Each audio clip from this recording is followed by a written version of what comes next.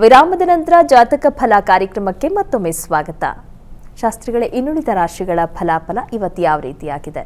ತುಲಾರಾಶಿಯವರಿಗೆ ವೃತ್ತಿಯಲ್ಲಿ ಬಹಳ ವಿಶೇಷವಾದ ಫಲ ಕಾಣಲಿಕ್ಕೆ ಅವಕಾಶ ಇದೆ. ಬುದ್ಧಿಬಲದಿಂದ ಕಾರ್ಯ ಸಾಧನೆ, ಲಾಭ ಗಳಿಕೆ ಅದು ಸಾಧ್ಯತೆ ಇದೆ. ಸಹೋದರ ಸಹಕಾರ ಚೆನ್ನಾಗಿದೆ.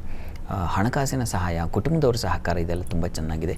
ದಾಂಪತ್ಯ ಈ ದಿವಸ ಸ್ವಲ್ಪ ಭಿನ್ನಾಭಿಪ್ರಾಯಗಳು ಬರುತ್ತೆ. ಪ್ರೀತಿ ಪ್ರೇಮ ಇಂಥ ವಿಚಾರಗಳಲ್ಲಿ ಮನಸ್ತಾಪ, ವ್ಯಾಪಾರಿಗಳಿಗೆ ಮುಖ್ಯವಾಗಿ ನಂಬಿಸಿ ದ್ರೋಹ ಆಗ್ತಕ್ಕಂತಹ ಸಾಧ್ಯತೆ ಇದನ್ನು ಸೂಚಿಸ್ತಾ ಇದೆ.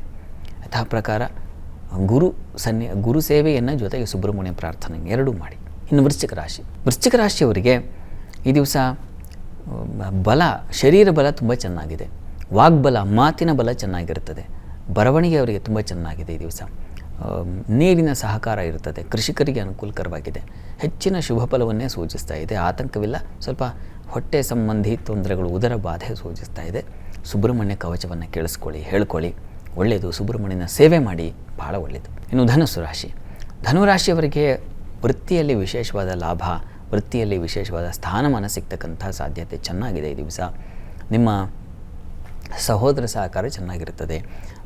ಹಿರಿಯ ಅಕ್ಕಂದಿರು, ದೊಡ್ಡಮ್ಮ ಇಂಥವರಿಂದ ಒಂದು ಸಲಹೆ, ಒಂದು ಒಳ್ಳೆಯ ಮಾತು ಅಥವಾ ಅವರಿಂದ ಸಹಾಯ ಈ ಥರದ್ದೆಲ್ಲ ನಿರೀಕ್ಷೆ ಮಾಡಬಹುದು. ಚೆನ್ನಾಗಿದೆ ಈ ದಿವಸ. ಇನ್ನು ಸ್ವಲ್ಪ ತೊಂದರೆ ಅಂದರೆ ಉದರ ಬಾಧೆ ನಿಮಗೂ ಕೂಡ, ಜೊತೆಗೆ ಮಕ್ಕಳ ವಿಚಾರದಲ್ಲಿ ಮನಸ್ತಾಪಗಳುಂಟಾಗುತ್ತೆ. ಹೀಗಾಗಿ ಶಿವನ ಪ್ರಾರ್ಥನೆ, ಸುಬ್ರಹ್ಮಣ್ಯನ ಪ್ರಾರ್ಥನೆ ಎರಡೂ ಮಾಡಿ.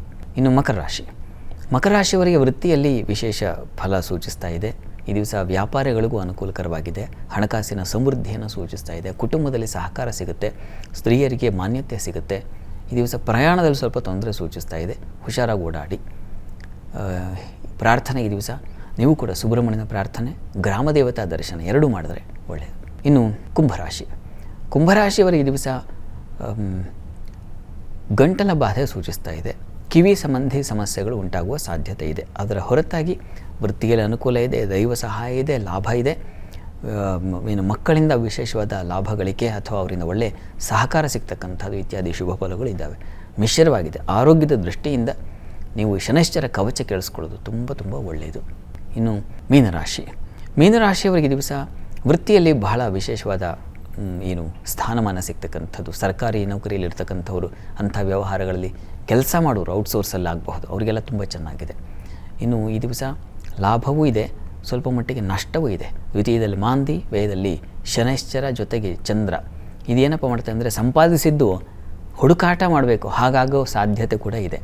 ಹೀಗಾಗಿ ಮಹಾಲಕ್ಷ್ಮಿ ಪ್ರಾರ್ಥನೆಯನ್ನು ಮಾಡಿ, ಸುಬ್ರಹ್ಮಣ್ಯ ಪ್ರಾರ್ಥನೆಯನ್ನು ಮಾಡಿ. ಆಹಾರ ವ್ಯತ್ಯಾಸ ಇದೆ ಈ ದಿವಸ. ಹೊರಗಿನ ಆಹಾರ ತಗೋಬೇಡಿ. ಆದಷ್ಟು ಮನೆ ಅಥವಾ ದೇವಸ್ಥಾನಗಳದಾದ ಪ್ರಸಾದ ಇದು ತುಂಬ ಒಳ್ಳೆಯದು. 12 ರಾಶಿಗಳವರು, ರಾಶಿ ಗೊತ್ತಿಲ್ಲ ಅಂತಕ್ಕಂಥವ್ರು ಹೇಳಬಹುದಾದ ಮಂತ್ರ ಗಮನಿಸಿ. ಸುಬ್ರಹ್ಮಣ್ಯನ ಮಂತ್ರ ಇದು, ಗಮನಿಸಿ. ತತ್ಪುರುಷಾಯ ವಿದ್ಮಹೇ ಮಹಾಸೇನಾಯ ಧೀಮಹಿ ತನ್ನ ಷಣ್ಮುಖ ಪ್ರಚೋದಯಾತ್. ಇದು ಷಣ್ಮುಖ ಗಾಯತ್ರಿ ಮಂತ್ರ. ಇದನ್ನು ಪ್ರತಿಯೊಬ್ಬರೂ ಹೇಳ್ಕೊಳ್ಬಹುದು. ಹೇಳ್ಕೊಳ್ಳಿ. ಎಷ್ಟು ಬಾರಿ? 108 ಬಾರಿ ಹೇಳಿ. ನಿಮ್ಮ ಕಾರ್ಯ ಸಿದ್ಧಿಯಾಗುತ್ತೆ. ಸರಿ ಶಾಸ್ತ್ರಿಗಳ, ಇವತ್ತಿನ ಸಂಚಿಕೆಯಲ್ಲಿ ಈ ದಿನದ ವಿಶೇಷತೆ ಜೊತೆಗೆ 12 ರಾಶಿಗಳ ಫಲಾಫಲದ ಬಗ್ಗೆ ತಿಳಿಸ್ಕೊಟ್ರಿ. ಧನ್ಯವಾದಗಳು.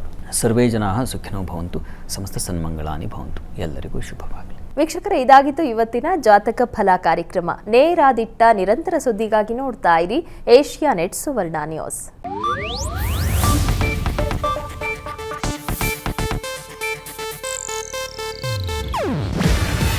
ಇದು ಏಷ್ಯಾನೆಟ್ ನ್ಯೂಸ್ ನೆಟ್ವರ್ಕ್ ಪ್ರಸ್ತುತಿ. ನೀವು ನೋಡ್ತಿದ್ದೀರಾ ಏಷ್ಯಾನೆಟ್ ಸುವರ್ಣ ನ್ಯೂಸ್.